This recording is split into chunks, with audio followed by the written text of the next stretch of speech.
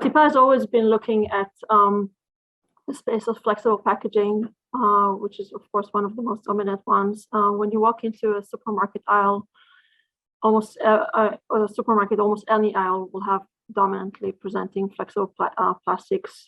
Those are used to package anywhere from snack food to confectionery, frozen food, cheese, meat, coffee, tea.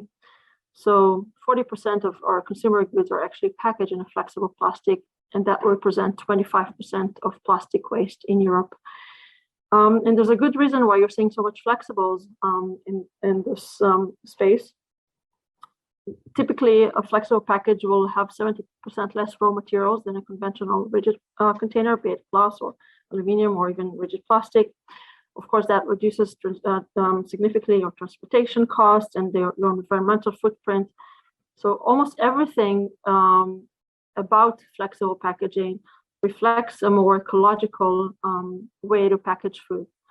But that is only if you put aside the end of life of packaging of flexibles, which historically we're not giving probably enough attention to.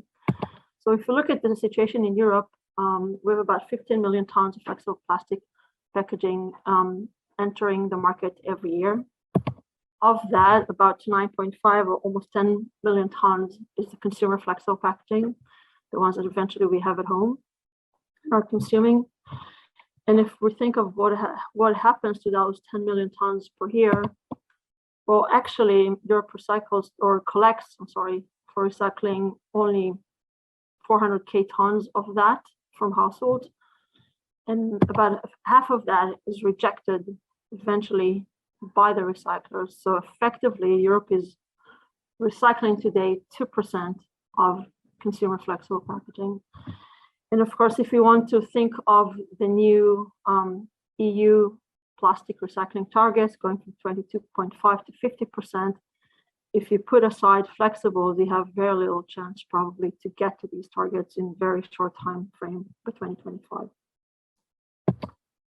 So why is it so important, so challenging to recycle flexible plastics? Well, it all starts with collection. I mean, first and foremost, we don't have in Europe, like anywhere else in the world, a system that collects flexible packaging. There's a lot of reasons why we're not collecting. That starts with the inability of sorting centers to detect flexibles, to put them aside. Flexibles make mask and interfere the rigid streams of recycling. So we have a problem in sorting them.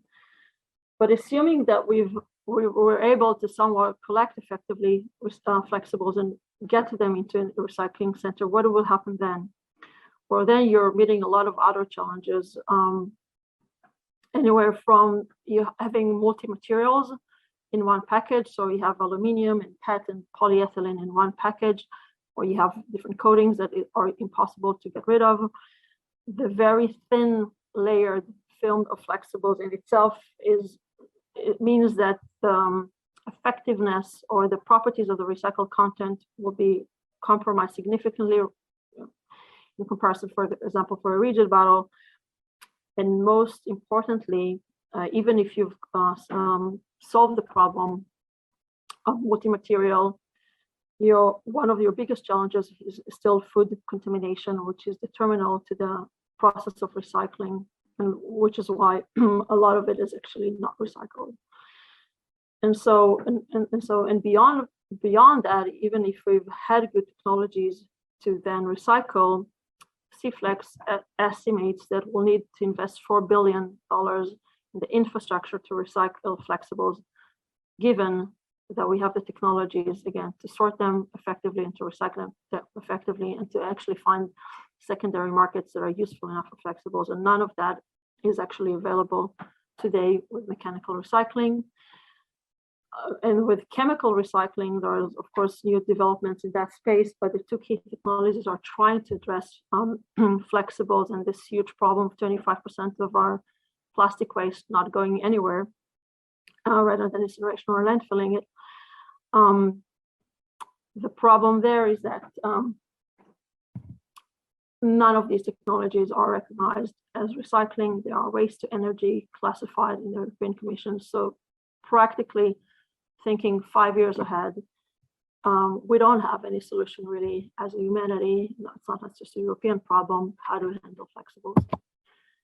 Another very important element to mention is that actually 70% of plastic ocean is coming from flexibles, and there's a good reason for that. You know, about 50% of plastic waste in those 10 rivers in Asia that absorb the plastic, that waste is actually coming from the Western world. So we have to remember that. And when you have a waste picker in those developing countries that eventually take our waste or handle their own, that waste picker right next to the shore will pick up a rigid bottle because they'll get a split of a cent for that. Nobody will collect flexible packages because that has zero value. So there's a good reason why almost 8 million out of the 11 million tons that go into the ocean every year is flexible plastic. And if you want to help the oceans and the fish and the livelihood of those systems, I think we need to start thinking of flexibles as the first and foremost important category to rethink. How can we make sure that those in the first place do not even get to the shores of these 10 rivers and oceans.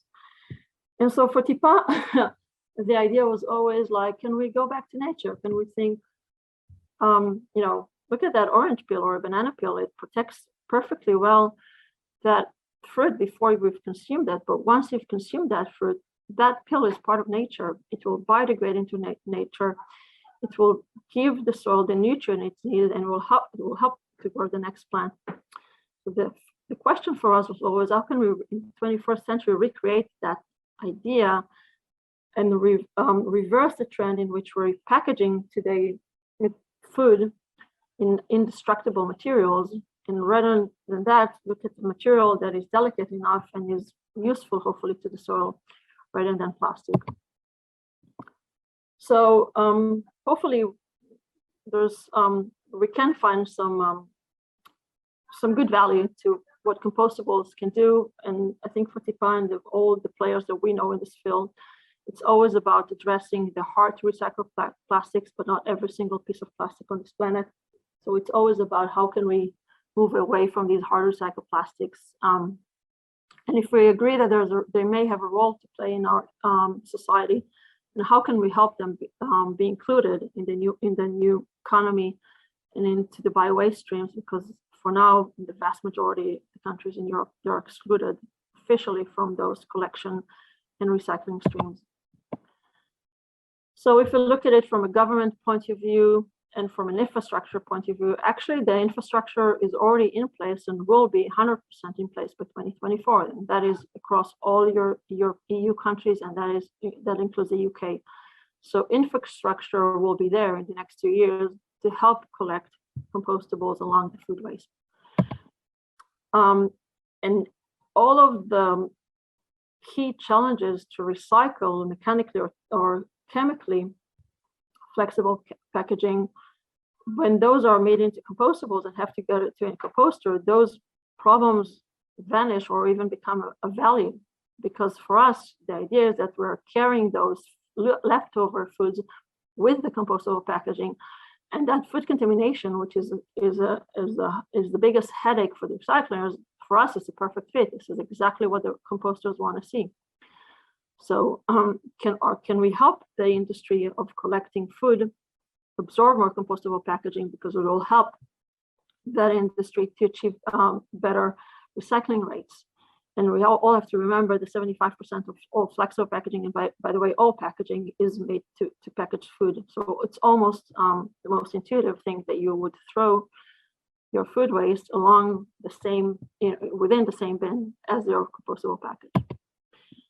There's a lot of questions about, do compostable bring or do not bring value to soil?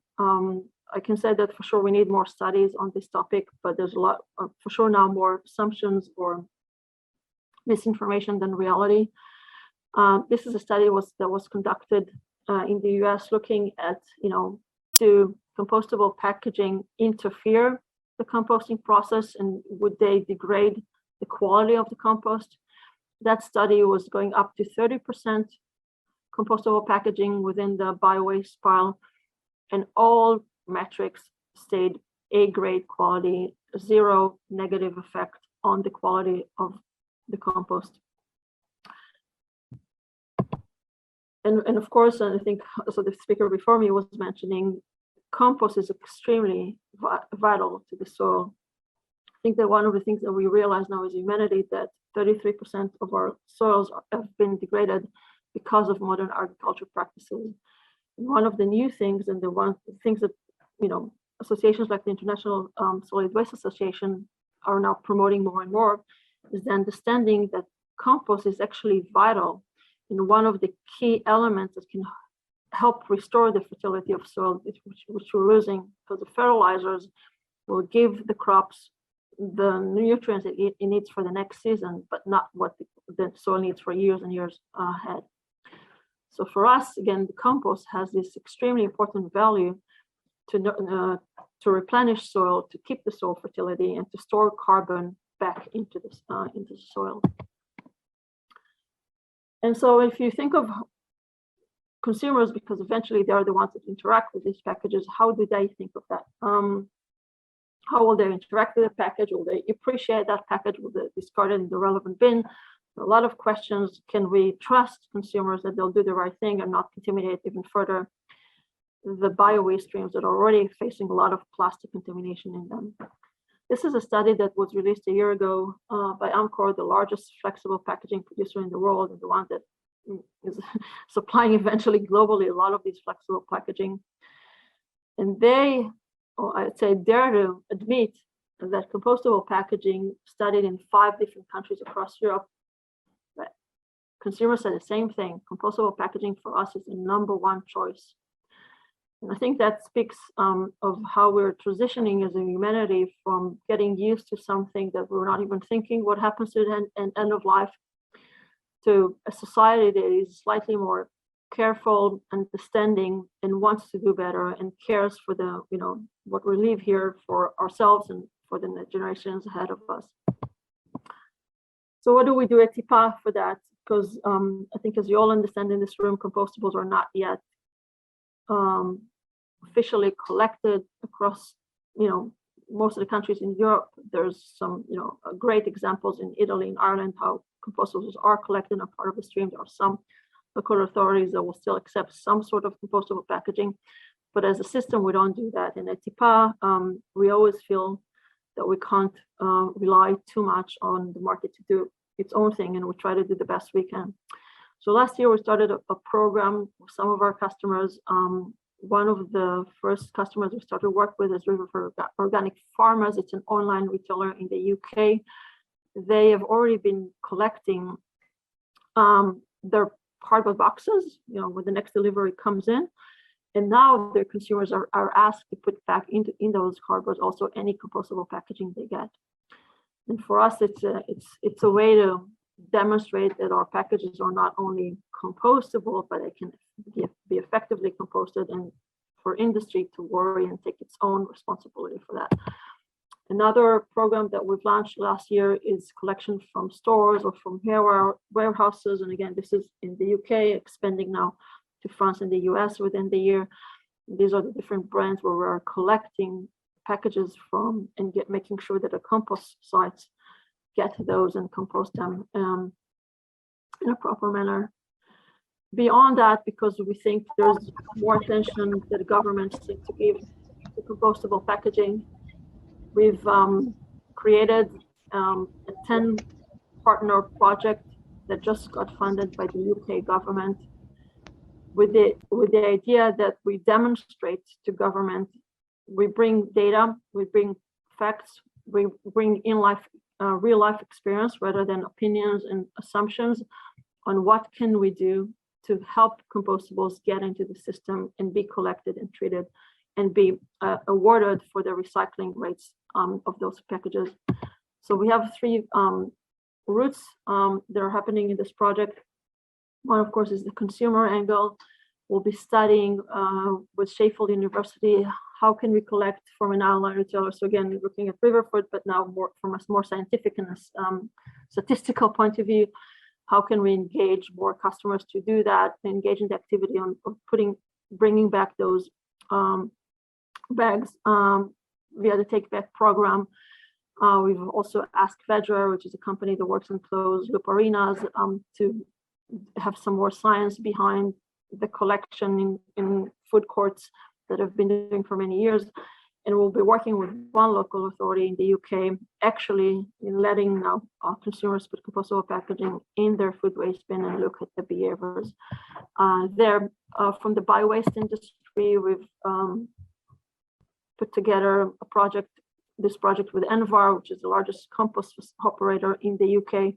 We'll be looking at how can you sort compostable packaging, how can you make sure that plastic is out and compostables are in, and can you prove again and again and again, because there's I think enough studies by now, but still a lot of question marks. Will compostables degrade in a timely manner in an industrial scale facility? We'll do that, and REA, which is the organization or the association for the bio-waste industry, will be reviewing that and creating protocols for the industry, how to think of compostables and how to treat them properly. From a government point of view, we've asked Inomnia to join us on this project to create a cost-benefit analysis for the UK government to think of, again, the potential environmental and economic advantages versus the challenges of why should we or should we not include compostable packaging in the official waste streams in the UK and beyond. So with that, I thank you for the time and the opportunity to present. And this is maybe a call for action for all of us. As much as an industry, we need to worry about governments and local authorities and waste collectors to help us. I think we can do more as an industry and as companies and as brands. And there's sometimes we can do more than just wait for somebody else to do the job for us. And this is hopefully what we can bring as an angle to the question of, is there or is there not a space for compostables? And thank you. That's it.